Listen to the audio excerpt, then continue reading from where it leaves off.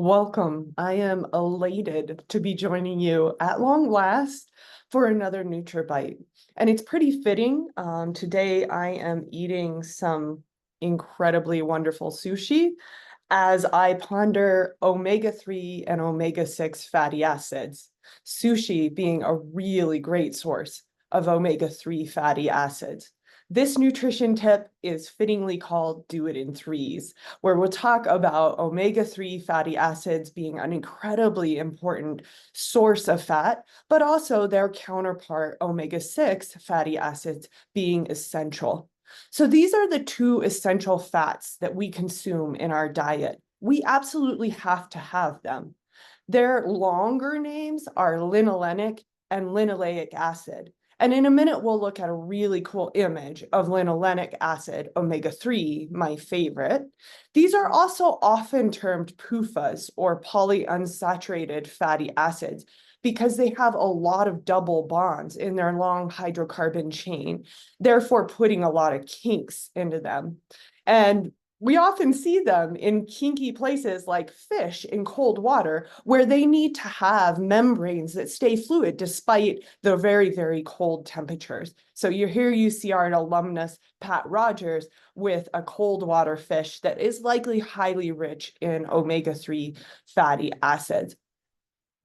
So where did we get these besides fish in our diet? What if you are strictly vegetarian? Can you get them? You bet. So they're in places like flaxseed oil, walnuts, things like that. So a lot of vegetable oils and nuts. We can get them too from things like eggs. So marine algae, that's currently one of my favorites. I've been eating a lot of those seaweed snacks, good sources. Omega-6s come from things like sunflower oil, sesame oil, corn oil, and pumpkin seeds. Let's look a little closer at the ever popular omega-3 fatty acid called linolenate. In linolenate, you can see that it's got a long fatty acyl side chain in which there are 3 double bonds.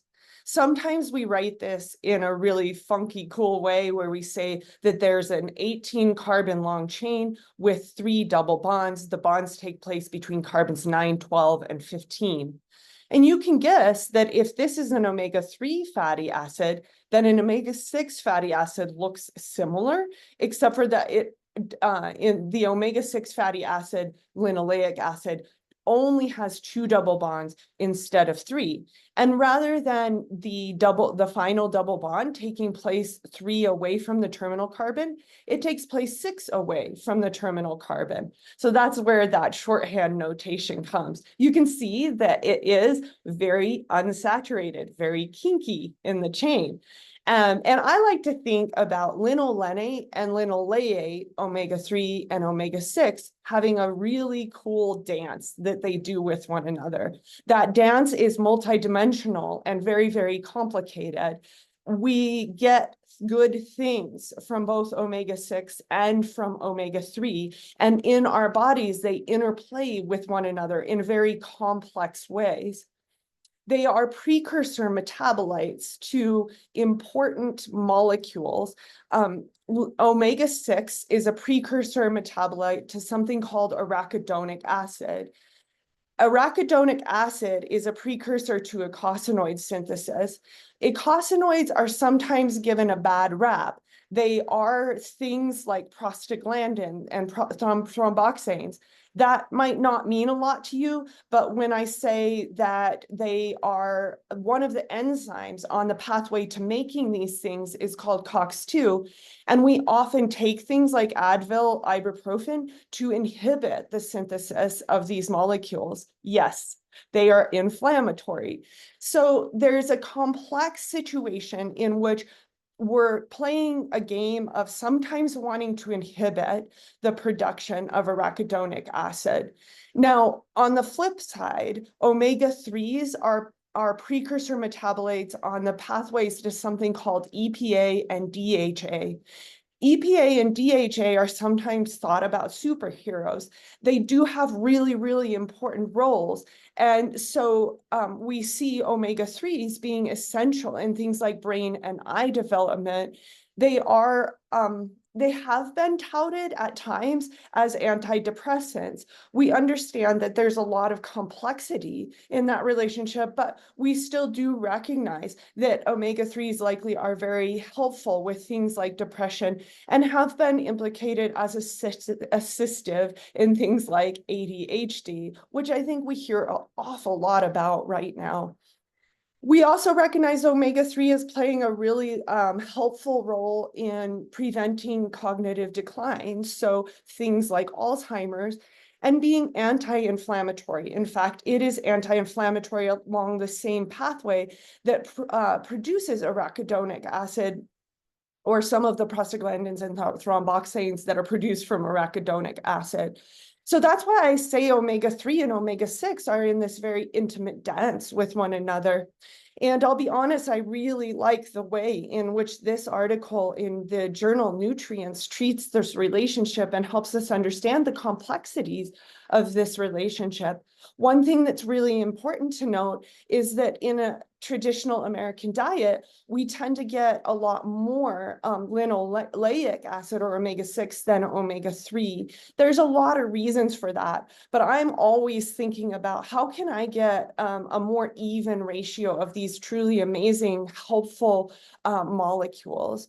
So recognizing that, yes, omega-6 also has some beneficial abilities. It plays a role in structural skin integrity. There's been some studies indicating that it does help in certain skin-associated diseases.